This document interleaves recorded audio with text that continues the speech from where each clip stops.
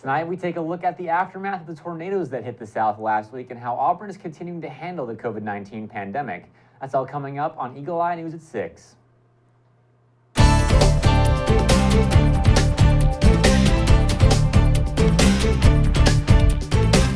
Good evening and welcome. I'm Blake Phillips. And I'm Hee-Sun Yoon. Recovery efforts are now underway after 23 tornadoes formed across the southeast between Thursday night and Friday morning. The storms left 6 people dead and some communities in ruins, but at least one sign of hope has emerged from the wreckage. Violent tornadoes leaving a trail of devastation across the southern U.S. and leaving communities in shambles. In Birmingham, Alabama, roofs torn off of homes, some others ripped from their foundation, and residents like Dina Cook left racing to protect precious memories. I didn't even think. I couldn't think that. I mean, it's just, I really couldn't think past that moment. I didn't even think about what was gone. I just wanted to get all my pictures out of the house. Others just remembering the precious lives lost. It's terrible, man. Like, to know my family was in this stuff, like, they gone. Shelby County search and rescue teams describe the damage as catastrophic, with the twisters indiscriminately destroying homes while leaving others untouched. After the storms cleared, providing a short break for residents, the cleanup process has begun. But unfortunately, this will be short-lived, for another round of severe weather is possible this weekend across parts of the same region. Locals became volunteers, helping those hardest hit by providing basic necessities to get through this natural disaster.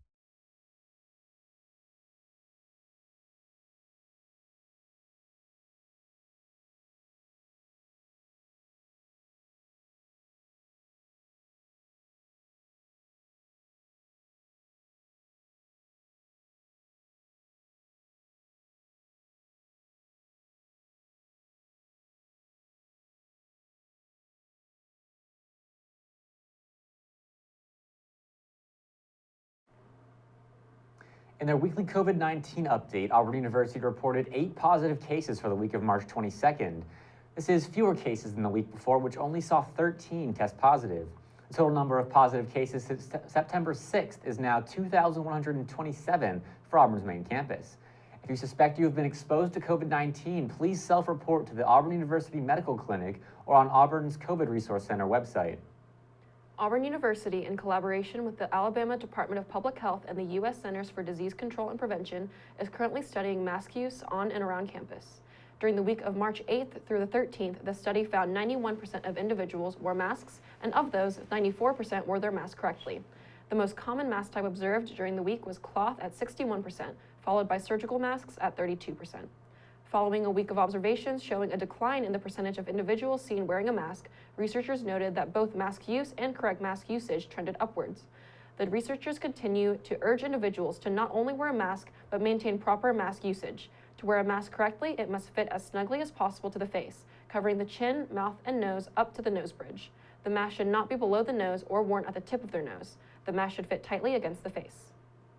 Auburn has been awarded $7.8 million in additional federal emergency student funding to address certain COVID-19 related expenses. The funding, made possible from the U.S. Department of Education through the Higher Education Emergency Relief Fund, marks the second round of such relief aid to Auburn in the past year to provide emergency help to students with financial needs due to COVID-19. The aid will be prioritized to students based on need as determined by the 2020-2021 free application for Federal Student Aid, or FAFSA form. The limited funding will remain open until all funds are spent. Students interested in applying for such aid must first have on file with Auburn a completed 2020-2021 FAFSA record with a calculated expected family contribution. Potential recipients must also be currently enrolled at Auburn for spring 2021 and must submit this HERF2 application. The CDC's latest guidelines could help get kids back to school sooner. On Friday, the health agency said that 3 feet of distancing with masks and other measures in place is all right for elementary students. That's 3 feet less than the earlier recommended 6 feet. Regardless, many states are relaxing restrictions. Schools should be the last place to close and the first place to open. A big shift today in the plan to put more kids back in the classroom. K-12 schools that implement strong layered prevention strategies can operate safely. The CDC updating guidelines for schools to safely reopen if everyone is masked, just 3 feet of space between students, down from 6. The bottom line is that there was never very good evidence for doing it at 6 feet, not if kids are masked up. It's not clear how quickly schools will implement changes after the president of one of the largest teachers' unions responded by saying they would, quote, reserve judgment. The push to reopen the majority of schools across the country accelerating as new COVID-19 cases hold steady. The country's stuck at an undeniably high average, fewer than 55,000 new cases daily. Still, Alabama is one of the latest states moving ahead with plans to eliminate a mask mandate. The actual legal consideration of making it a mandate or not, is not up to me. But we believe that evidence supports their use. Masks are no longer mandated in Texas. Police there say a restaurant manager was stabbed several times after telling a man to put one on. The suspect ran up behind him, tackled him, and stabbed him multiple times. In the Northeast, New York is easing indoor dining capacity limits today. New Jersey is expanding capacity for restaurants and a slew of other businesses, too. Connecticut now lifting all capacity restrictions on restaurants and many businesses. As restrictions lift, the pace of vaccinations is rising. Today, day 58, we hit our goal of 100 million vaccinations in arms. President Joe Biden beating by weeks his goal of 100 million shots in 100 days. But there's a new set of challenges. I believe that we're going to be shifting from a supply issue to a demand issue pretty soon. A new survey from the Kaiser Family Foundation and the Washington Post shows nearly 4 in 10 unvaccinated healthcare workers say they won't get a shot or that they're undecided. More states are on track to expand eligibility to all adults in the next few weeks, including Nevada, Illinois, Missouri, and Rhode Island. Coming up, President Gooch sent out a letter to students, and it's almost time for class registration. We'll be right back.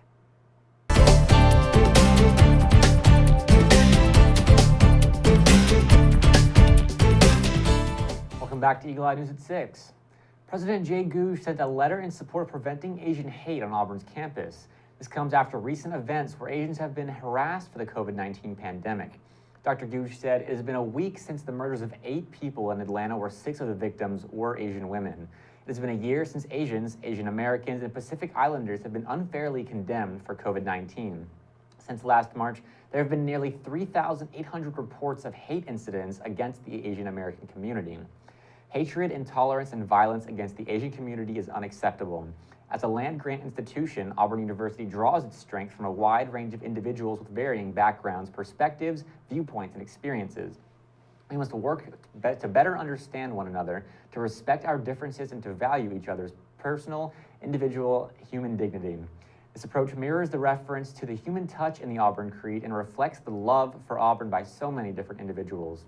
Please remember that silence is not acceptable. When we see something is wrong, we must speak up.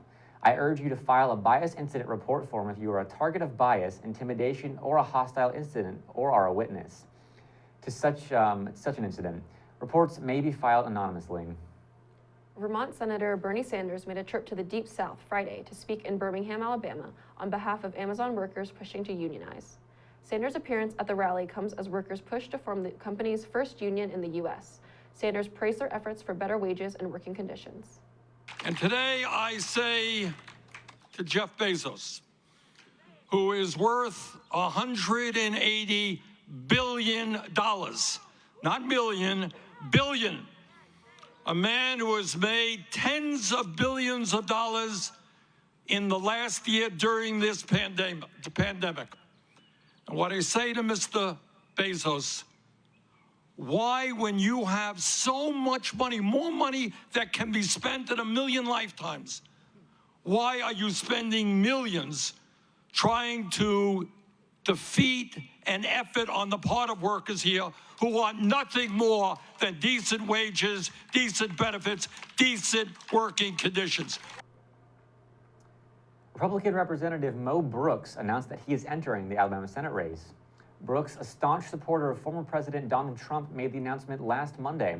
He's placing his opposition to the certification of the 2020 election at the center of his candidacy. Now, I'm Congressman Mo Brooks from Alabama's 5th Congressional District, and I've got a message that I need you to take to your heart and take back home, and along the way, stop at the Capitol. Accountability Office report discovered that up to 3% of people on voter registration lists are not U.S. citizens. Bear in mind the significance of what we're talking about here today. We are a republic. Close to 1 million Americans have fought in wars beginning with the Revolutionary War. For 7 decades, America's been the greatest nation in world history. We have a standard of living that is the best in history. We have a military that is unmatched in history. The seat that Brooks is shooting for was opened by retiring Republican Senator Richard Shelby. Brooks' strongest competitor right now is Linda Blanchard, Trump's former ambassador to Slovenia, who is less well known but boasts the ability to self-fund her campaign. Auburn's student-run radio studio, located inside the Melton Student Center, was named the Bradley Baston Weagle Studio on Saturday, March 13th. This recognition celebrates Baston's dedication to Auburn University and Weagle 91.1 FM and honors Dr. Brett Baston and Katie Prather-Baston's philanthropic support to student affairs.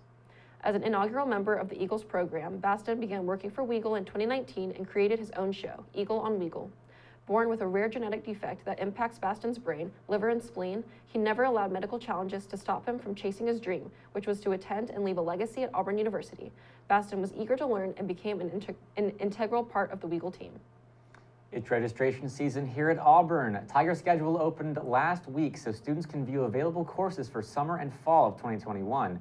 Courses will be offered using 3 different modalities: on-campus, online synchronous, and online asynchronous.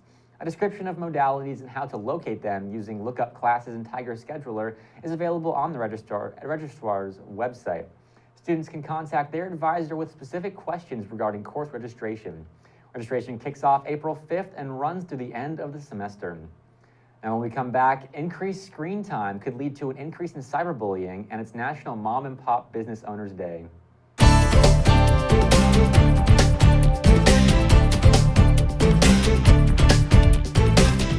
Welcome back to Eagle Eye News at 6. The Ever Given boat is free and floating again. Tugboats were able to dislodge the bow of one of the largest ships to ever sail the seas from the muddy clay on the banks of the Suez Canal today. Earlier, workers managed to dislodge the stern. The ship has been stuck rock solid in the mud for nearly a week. Businesses around the world were already feeling the pinch from a pandemic. A shipping slowdown was the last thing that they needed. More than 350 vessels have been waiting to use the canal, some even choosing to take the longer route, sailing around Africa. While the canal may be cleared and fully operational soon, it could be months to repair the damage to the global supply chain. Throughout the pandemic, many children have spent more time on devices, either for virtual school or social activities or while their parents are working. But that increased screen time also increases risk for cyberbullying. From virtual learning to social media, children and teens are surrounded by technology, especially during the pandemic, and it's not always a good thing. There's no escape from cyberbullying because it follows you home, because your technology follows you home. Angie Boy with Children's Healthcare of Atlanta's Stephanie V. Blank Center for Safe and Healthy Children says cyberbullying is using any electronic means to intimidate, harass, threaten, or demean a person. Children have higher levels of anxiety, higher levels of depression as a result of dealing with cyberbullying, which can then have an impact on their behaviors as they continue to age. There are cyberbullying signs to spot. Your child may not be using their device as much or don't go to the same apps. They may try to hide the screen when an adult is around or avoid social situations with certain friend groups. Those are red flags that you want to follow up on with your child. Boy says to set technology rules for how long and when they're allowed to be on, and the biggest advice she can give: have open conversations with your child. You want to know where they're going online, who are they talking to, what apps are they using. You want to have their usernames and passwords and make sure that you're checking in on them pretty routinely. For Health Minute, I'm Mandy Gaither. Missing the nightlife scene? Well, Miller Lite wants to help you recapture the experience with candles. The beer brand is releasing 3 limited edition candles with distinct smells reminiscent of a night out. The collection includes candles that smell like a dive bar, game day, and a beer garden. Dive Bar brings together musk, tobacco, and pine, while Beer Garden is more earthy, with notes of moss, wood, pretzel, and sunburn. Game Day is the best of tailgating, peanut and jalapeno to have you savoring fan-favorite snacks. Miller Lite says all of the proceeds from the candles will go to the United States Bartenders Guild. Today is National Mom and Pop Business Owners Day, and it aims to honor all small business owners each year on March 29th. Small businesses are a vital part of the United States economy, and the critical role they play is sometimes overlooked. Consumers can show them their much-deserved appreciation by shopping locally and at small businesses. You can give gift cards from your favorite small businesses to encourage others to shop there, share their social media pages to improve their following, and talk about them. Word-of-mouth advertising is some of the best advertising small businesses get. Looking for Wonderland? Well, meet our new pet of the week, Alice. This spunky 2-year-old is known for her warm welcomes and even warmer hugs. She's super soft and great at making friends, though she's a little picky with other cats at first. She's also declawed, which means she would prefer to stay inside with you. Adopt Alice today for only $100. She's vaccinated, altered, microchipped, and FIV negative. And we're out of time, but for more Auburn news, head over to our website, eagleeyeauburn.com, and check out our social media pages. I'm Blake Phillips. And I'm Hee Sun Yoon. Thanks for watching, and War Eagle.